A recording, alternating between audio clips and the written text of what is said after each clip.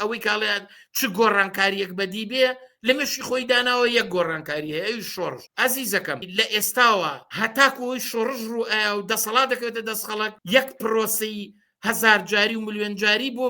شوێنکەوتنی ریفۆرمی گەورە و بچوو کە خەڵک تایە ڕێکخراوکەی کە خەڵک تایە بە خواسەکانی وشیارکەیتەوە ڕێگایکی دوور و درێژە وان نییە تۆ دانیشی لە ماڵەوە و خۆی لە خۆی شۆڕژە بێ و دوایی سواریە بیت و خەڵک بە قسە دەکات تۆ بێ ڕابەری خۆت بۆ کۆمەلگا لەسەر هەموو مەیدانێکە بە ئیسپاتکەی بەڕای من ئەو کەسانەی کە لە خۆیانەوە بایکۆتی هەڵبژاردنەکەن هەڵا ئەکەن لەژێر ناوی ئەوەی کە گوایە ئەمە بورژوازی و هێزی میلیشیا هیچ بۆ ناکرێت منیش ئەچم شەڕی خۆمەکەم لایەنە عەلی حەمەد ساڵح و کێو و ئەوانە بۆچن شەڕی بەشێکی بورژوازی بەرژۆندی خۆیانەکەن بۆ ناکرێت با پەرلەمانیش نوێنەرێکی چەبڕەوی کۆمونیستی بێتە پێشەوە ئەخە باشە من یەک نمونە بێنمەوە ئەو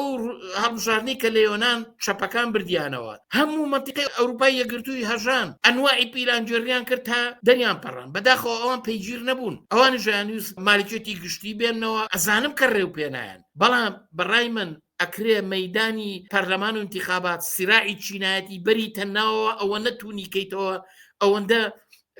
خەڵک وشیار بێتەوە لە ئاخریا خەڵک خۆی بێ دەرگاکانی پەرلەمان داخە خۆی بێ ڕاپەڕێ بەجایەوە هەمووتان درۆکە نوێنەرەکانی ئێمە ئەوانە نوێنەری ئێمە